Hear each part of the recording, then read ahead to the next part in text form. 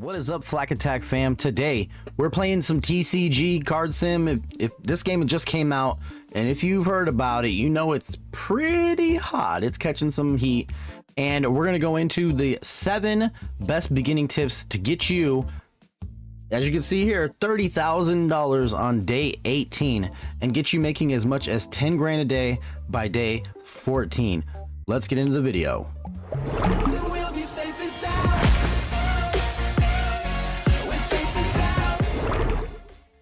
Before we get into the shop, I just want to let you know that we are live streaming over on Twitch, and I have a special going on right now where every time we pull a pack in the game and we pull 2 hits, I am giving away a booster pack for free to someone in the chat. So if you like the game, if you like watching the game, it's pretty chill, some chillax music, come on over, get you a chance to win a booster pack.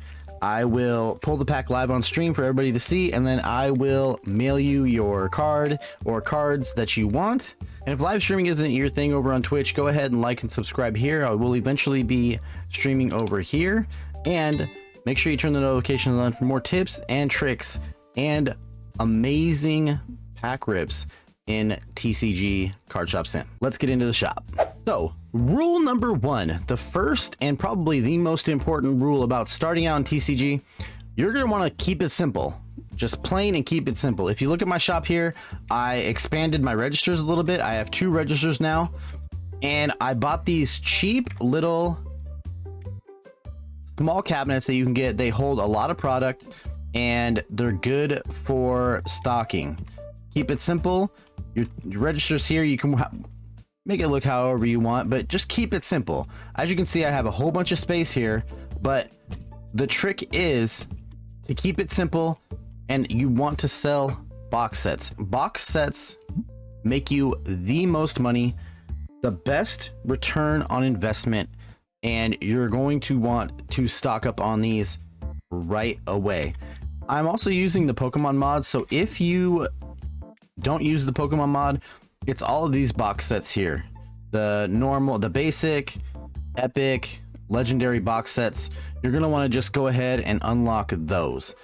I always unlock the 8 quantity box set. People usually don't like to because they feel it's a waste of money because it's the same unit price. I always unlock it anyways because I'll show you later in another tip why that comes in handy. Tip number 2 for this game is constantly expand. Make sure you are expanding. Right here you can get the Reno. You're gonna want to make sure you're constantly expanding because the game will ship you customers for the size of your shop. So if you have a small shop, the game is only gonna send you a few customers. You got a big shop, the game is gonna send you a ton of customers. And even though we're only using a little portion of our shop and even have the expansion open, we're still gonna get a whole bunch of customers. Tip number 3, and this one's gonna seem a little crazy because you are constantly worried about money. That's in your back of your mind. You want to worry about how much money you have. Number 3 is always hire your workers. Even though they work slow, they're still there. They're still stocking shelves when you need them. They're still working the register. They're keeping the flow going. They're very much worth their money, except for Steve. I'm trash. Steve, if you've seen Steve, he's slow. He's worthless. I don't know what to say. But even Steve has his time. Tip number 4, and this one's going to be obvious again, but it sometimes goes unseen. You just want to relax and lay back. Keep product on the shelves. You're going to want to constantly keep these max amount of quantity on the shelves at all times because customers are going to come in, they're going to buy 4, 5, 6, 7, 8, 9 boxes. So when those customers come in, you're going to want to make sure that you have all that product on the shelves. So even if you have 2 or 3 shelves missing, that could be a wasted opportunity to make big money. Tip number 5, and that's something I often do for my comments on the YouTube videos. So go ahead and leave a comment so that I'll ignore it. Pay no attention to your reviews. Your reviews have no effect on the flow or influx of customers coming into your shop. you could have a very, very low review score and still be dominating in the money department. As you can see here, why no cleanser? Can't get obsidian flame packs for me.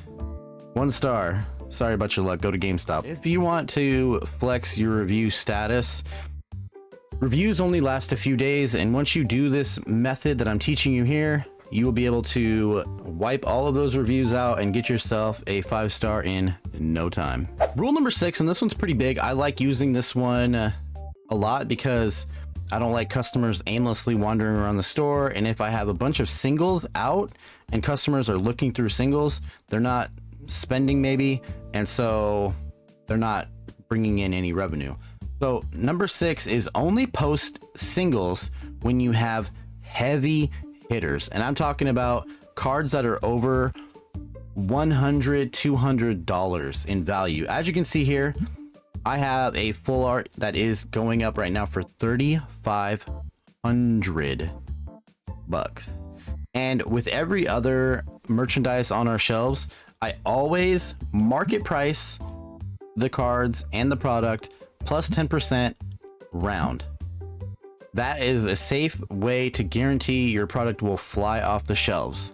So make sure that, as you can see here, I got another one that it's a $3,400 card. When this is all sold out, you can stop people from walking over here and wasting their time by hitting Q on it and then C by packing it up. Once you pack it up, customers won't waste their time and wander over to the card single section, and they'll just walk over here, buy some box sets, and be on their way. Tip number 7. Now this is a good thing to do when you start to get more workers and they are taking care of your flow. How I have it right now is I have Steve here and Terrence working the registers, and I have Dennis here restocking because he is a super fast restocker. If Dennis is falling behind, I'll help out with the restocking. If it gets too crazy in the lines, I'll help out. I'll jump in a line and have one of the workers stock. After you've done that, they can pretty much take care of the shop themselves. Get yourself a workbench. So the workbench is in here in the shop. As you can see here, it is $1,000, which is nothing. That will come very easy to you. And what you can do with the workbench is you can bundle up your cards. So set your below max price to $5. That may seem like a lot, but it will get you big packs like these. These are 100 cards that are junk cards that go into a box, and they come out here and they go on your shelves. I'm selling these base bulk boxes at $88, and these are just random cards that you have that aren't worth more than $5 each. They go in a box. You get those big hits, the $2,000-$3,000 cards. You're not going to care about any of these. You're just going to want to get rid of them. These are quick, profitable boxes that you can put out and get sold as time goes on. And that's it. That's how to get started. 7 steps, easy breezy. Come join us for the lives. Get yourself a booster pack. We'll get some hits. I'm Black, and as always, keep on ripping.